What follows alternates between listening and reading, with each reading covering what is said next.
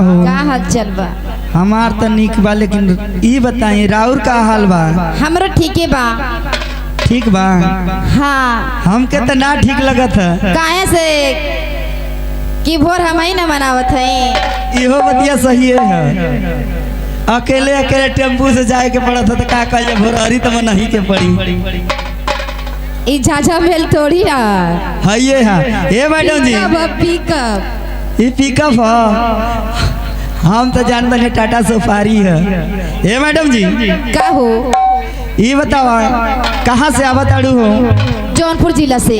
जौनपुर जिला से आवताड़ू? हाँ। ये बतावा जौनपुर जिला में क्या करेलू हो? ओहे जे के हो ना करेला। जे केहू ना करेला? हाँ। ए मैडम वो हम करेने। मोके ये शक लगत रहा जवन केहू ना करत होई तवने तू काम करत है। यही वजह से हथवा टूटल। अच्छा हथवा काटल गल? ई बात है, कलिया कट गया। हे मैडम जी का करी, दुखे इतना कि हथवे काटे की पड़ गई। इतना दुख मत सह, ये बात छी। हे मैडम जी छोड़ा हटावा, लेकिन ये बतावा तोहरे बात के हम समझली ना। मुजरा करेनी जी। मुजरा करेलू? हाँ। हे मैडम जी बतावा तोहर शुभ नाम का बा हो? मिस मुस्कान जी। बारे मिस मुस्कान जी। चलिए मिस मुस्कान जी आपको इसी नाम से हम रात भर याद करते रहेंगे। चलिए, लगा था कि चक्कर करावत है। Hello hello. हाँ जी मैडम। का हो? कहाँ से आवताड़ू? हम तो मऊ जिला से। मऊ जिला से? हाँ। ई कौने जिला में बाड़ू? मऊ जिला में हो। मऊ जिला में बाड़ू ना? हाँ। आई बबुआ कहता कि यूपी 54 कहता यूपी 50 ना हुई? नहीं यूपी 54 है। चला ठीक बा। बोलो ये बताओ मऊ में कहाँ रहेलू हो? ए जी बरलाई में रहीला। बरलाई में रहेलू? हाँ। ये बतावा बरलाई में का करेलू हो? ए देइला हो। का हो? अंडा। अंडा? हाँ।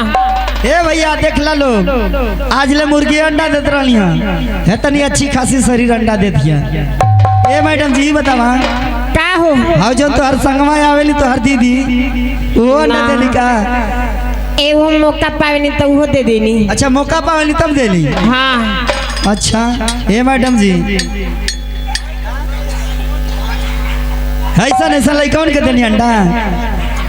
ना हो जाना था वही अंडा खा ली है तो गरमा जे है लइका को। अच्छा उना सही है भैया,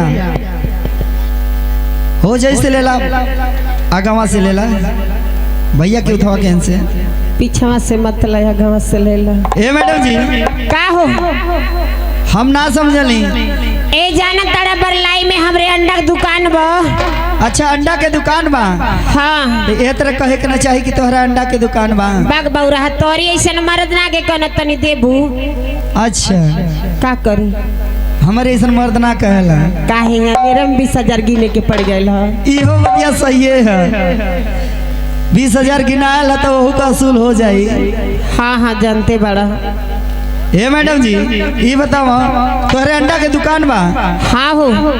ये बताओ तोहरे अंडा का रेट कितना हो? ए 10 रुपया। कच्चा का कि उबालल का? कच्चा का 7 रुपया लेला। अच्छा उबालल का 8 रुपया, फ्राई का 10 रुपया। ये है रेट तो और सही है। काहे जाना तड़ो? ए मैडम जी सुना पहले हमरे गुलाबो भैया जाना बराबर वहाँ अंडा खाई। अच्छा तोहार रेट ई है? हाँ। तो तोहार डेट कौन है? ना हो हमार डेट ना दे पैब। का है? काहे अभी तो डेट में 20,000 गिनला न हो तो था लगले होई। इहो बतिया सही है। वो 20,000 लेके चल गई।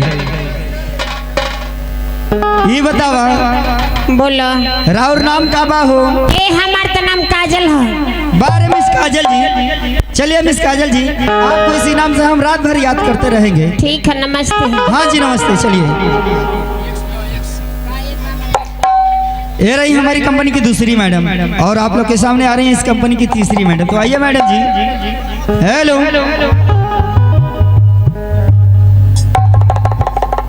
नमस्ते जी। हाँ जी नमस्ते।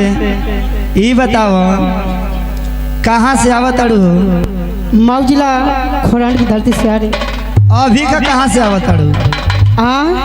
एजई से कहाँ से आवत हो?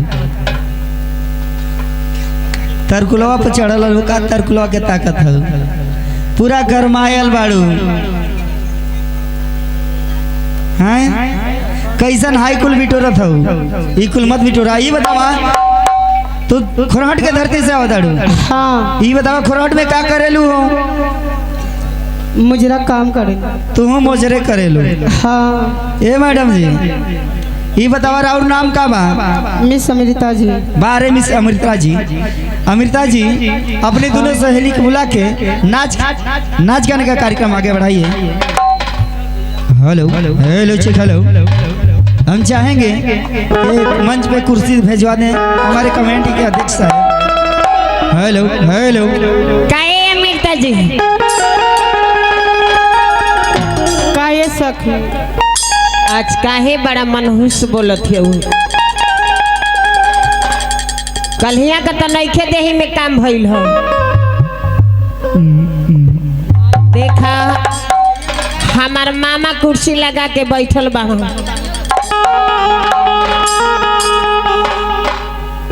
कहना है कि जानत है 500 रुपया भजा के लेके 200 रुपया गिर गई है। हो सकेला।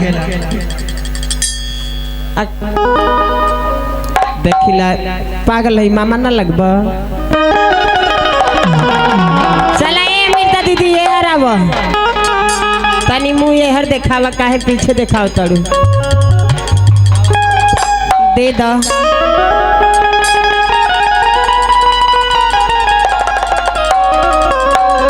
हेलो